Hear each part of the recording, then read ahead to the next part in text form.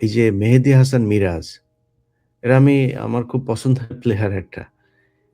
এই লোক কি বলে যে, আমরা মানুষ আমাদেরকে গালি দেয়। আমরা তারপরেও তাদের সাথে সেলফি তুলি না। গালি কি তোমারে খামাখা দেয়। একজন পড়লে আরো পরের ৫ জন মনে হয় লাইন ধরছে উইকেট দেওয়ার জন্য। এমনিই দেয়। আফগানিস্তানের সাথে তুমি মিয়া হোয়াইট ওয়াশ হও। তোমার এমনি গালি দেয়। তুমি ধারাবাহিকভাবে বাংলাদেশের ক্রিকেট, হ্যাঁ, বাংলাদেশের ক্রিকেট আমি এটা স্বীকার করি যে বাংলাদেশের যেকোনো সেক্টরের চাইতে ক্রিকেট অনেক ভালো করেছে। কিন্তু তোমার পিছনে যে পরিমাণে মানে তেল দেয়া হয়, এই পরিমাণে তেল, বেতন, খরচ, সুযোগ সুবিধা বাংলাদেশের কোন সেক্টরের কাদেরকে দেয়া হয়? উনি বলে কি, উনি এত করেও মানুষের সাথে সেলফি তুলতে বলছে কে? সেলফি আমরা তুলি না, আমরা জানি না। আমাদের সাথে মানুষ সেলফি তুলতে আসে না। তো সেলফি তুলতে আসে এটা কি তোমার পয়সা নেয় নাকি? পয়সা চায়? তোমার ভালোবাসা দিয়ে একটা মানুষ সেলফি তুলতে চায়। কোটা দিয়ে দিছে সে বলেছে স্যার সেলফি তুলতে আসে সে তোমার সেলফি তুলে ভাই বাংলাদেশের মানুষ মেহেদী হাসান মিরাজের দেখলে পিছন দিয়ে একটা দিয়ে দিয়েন। হ্যাঁ? তো ওর সাথে সেলফি তুলতে চায় না। আরেকটা কথা বলেছেন, উনি বাংলাদেশ সরকারকে ট্যাক্স দেন। সরকার উনারে দেয় না কিছু। মানে বাংলাদেশের এই যে আমরা বলেছি না যে বাংলাদেশের মানুষের ট্যাক্সের টাকায় চলেন। উনার জবাব দিয়েছেন উনি। উনি নাকি বাংলাদেশকে উল্টো ট্যাক্স দেয়। আর উনি টাকা পান হইলো আইসিসি এর এই আইসিসি থেকে টাকা পান, বাংলাদেশ সরকারকে উনি দেয়। আরো স্পন্সর থেকে টাকা পান। আর উনি বাংলাদেশ সরকারকে ট্যাক্স দেন। মেহেদী হাসান মিরাজ, তোর বাড়ি তো বরিশালে না? বরিশালের লঞ্চের ফন্দে দইরা চইলা আইছো এই সদরঘাটে নাইমা গেছো। নাইমা ওখান থেকে খেলা শুরু করছো না? ওখান থেকেই প্লেনে করে তারপরে ইন্টারন্যাশনাল ম্যাচ খেলা শুরু করছো। একটা প্লেয়ারকে তৈরি করতে এই দেশের মানুষের হাজার, হাজার কোটি টাকার ট্যাক্সের টাকা তারপরে এখানে বিনিয়োগ করতে হয়। এই যে সারা বাংলাদেশে থেকে প্লেয়ার তুলে নিয়ে আসা, সারা বাংলাদেশে জেলায়, জেলায় স্টেডিয়ামগুলো করা, বিকেএসপির খরচ, এই যে মিরপুরের তোমার বাপ করছে এটা ভাই। এটা তোমার বাপ করে দিছে, তুমি লঞ্চের করে পিছনে করে এই মাঠ নিয়ে এসে এখানে বসাইছো। তুমি খালি ধাপ করে একটা প্লেয়ার হয়ে গেছো আর তোমার এই প্লেয়ার বানাইতে এই দেশের সরকার, এই দেশের জনগণের কি পরিমাণে টাকা, এই ক্রীড়া মন্ত্রণালয়ের কি পরিমাণে টাকা খরচ, এটা তোমার মাথায় নাই? তুমি খালি স্পন্সর আর আইসিসি তোমার বাপ লাগে তোমার টাকা দেয় খামাখাই। আইসিসি এমনি তোমার টাকা দিয়ে দেয়, তোমার এমনি প্লেয়ার বানাই দিল, এমনি আইসিসি তোমার বরিশাল থেকে ধরে নিয়ে গেছে খেলা করতে। তোমার এই প্লেয়ার বানানোর জন্য এই দেশের সরকারের, এই দেশের মানুষের টাকা পয়সার এই যে এই আহ, সরকারের বিশাল একটা ইনফ্রাস্ট্রাকচার যে এখানে দাঁড় করানো হয়েছে কয়েক যুগ ধরে, গায়ে লাগে না এটা?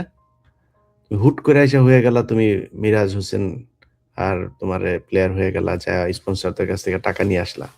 এত সোজা? নির্লজ্জের মতো সে কালকে এই কথাগুলি বলল। আমি অবাক হয়ে আছি যে এই ছেলে বলে কি? তার সাথে সেলফি তুলে বিশাল বাংলাদেশের মানুষকে উদ্ধার করে দিয়েছে। আর বেটা সেলফি একটা মানুষের সাথে যার সাথে তুলতে আসে, এটা আমার ভাগ্য, এটা আমার কপাল। আমার কাছে মানুষ আসে সেলফি তুলতে। আল্লাহর কাছে শুকরিয়া কর বেটা। তোরে মানুষ সম্মান করে। এটা পৃথিবী দিয়ে এটা কিনা পাওয়া যায় না। তার কাছে করতে আসছে মানে বিশাল আকারে উদ্ধার করে ফেলছে এই দেশের মানুষরে। আমার সাথে সেলফি, আমরা তো সেলফি তুলি তাদের সাথে। ওরে দেখলে এরপর থেকে আপনার জুতাটা খুইলা জুতা দিয়ে সেলফি তোলাবেন ওর সাথে। জুতা নিয়ে ধরবেন ওর গালের মধ্যে, এরপরে সেলফি তুলবেন। নে আমার জুতার সাথে সেলফি তোল।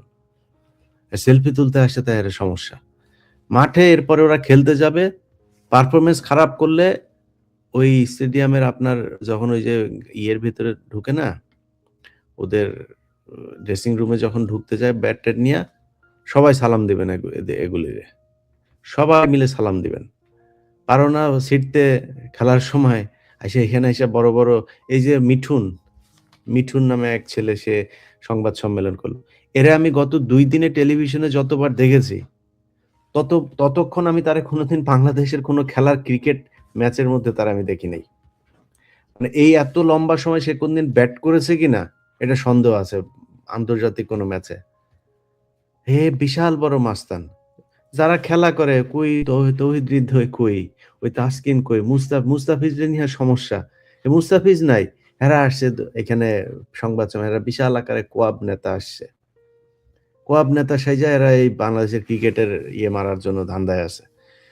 যাই হোক ভাই, নাজমুল ইসলাম ভাই, আশা করি আপনাকে আপনার দায়িত্ব আবার আ নেক্সট যে বোর্ড মিটিং আছে আ সম্ভবত ২২ তারিখে বা ২৪ তারিখে সেখানে আপনাকে আবার সবকিছু বুঝিয়ে দেয়া হবে এবং বোর্ডের কাছেও আমাদের অনুরোধ থাকবে যেন তার সব দায়িত্ব যেন বুঝিয়ে দেওয়া হয়। কারণ এই মানুষটার আ বাংলাদেশ ক্রিকেটের উন্নয়নের জন্য দরকার আছে এবং এই হাসিনার ১৫ বছরে কি দুর্নীতি হয়েছে সেই দুর্নীতিগুলোর দায়িত্ব, তদন্তের দায়িত্ব নাজমুল ইসলাম ভাইকে দেওয়া হোক। তিনি যদি দায়িত্বগুলো পান, তাহলে আমার মনে হয় তিনি একাই না এবং বোর্ডের যারা আছেন আপনারা ভাই, এই যে আমিনুল ইসলাম বুলবুল ভাই, সাখাওয়াত ভাই, আসিফ ভাই, আপনারা যারা আছেন ভাই আপনাদের সবাই মানে নিজের গা বাঁচায় চললে হবে না। ভাই আপনাদেরকেও উনার পাশে থাকতে হবে। আপনাদেরকেও এই দায়িত্ব নিতে হবে। আপনারা সম্মিলিতভাবে একটা টিম ওয়ার্ক করে তারপরে এই দলটাকে বাঁচাবেন এবং এই যে চোর যারা মাটি চোর সহ ডাব চোর, মাইক্রোবাসের ভাড়া চোর, এই চোরেদেরকে চা কফির বিল তোলে নাকি তারা ৬০ লাখ ৭০ লাখ টাকা। ভয়ংকর ব্যাপার। এগুলো বাংলাদেশের মানুষ জানতে চায়। এগুলো আমাদের টাকা। এই হিসাব জানার অধিকার বাংলাদেশের মানুষের আছে। অতএব আপনারা আশা করি জানায় দিবেন। না জানায় দিলেও আমাদের কাছে চলে আসবে এমনে-সেমনে।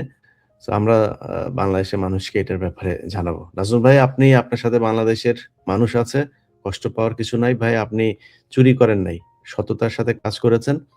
আপনার কথায় ভুল থাকতে পারে। একটা কথা কিভাবে কোন সময় বলা উচিত ছিল সেটা ভুল হইতে পারে। কিন্তু কথা যেটা বলেছেন সেটা সঠিক বলেছেন।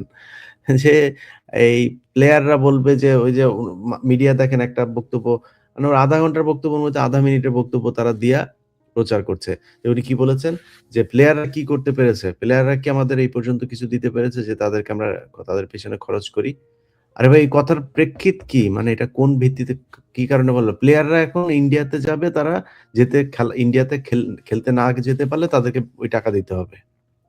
এটা চেয়েছে প্লেয়াররা। সেটার প্রেক্ষিতে তিনি এইসব কথা বলেন। সব কাটছাঁট করে এই যে দৌলতদিয়া ঘাটে পয়দা নেওয়া যে সাংবাদিকগুলা আছে, এই সাংবাদিকগুলা তারে নিয়া মানে কয়েকটা সাংবাদিক খুবই আপনার তো ৭১ টিভিরে বলল, "ভালো হয়ে যান ভাই। জীবনে এই যে অফিস-টফিস দেখছেন না জয় বাংলা করে দিছিল। সো এগুলো এমনি করে নাই। এগুলো কিন্তু মানুষের এই যে ক্ষোভের বহিঃপ্রকাশ। এই ক্ষোভের বহিঃপ্রকাশ আটকানো যায়। যে 'প্রথম আলো ডেইলি স্টার' এটা আটকানো হইছে না? এটার চাইতে আবার বহিঃপ্রকাশ আবার অনেক কিছু হইতে পারে কিন্তু। মাথায় রাখতে হবে। আল্লাহ হাফেজ।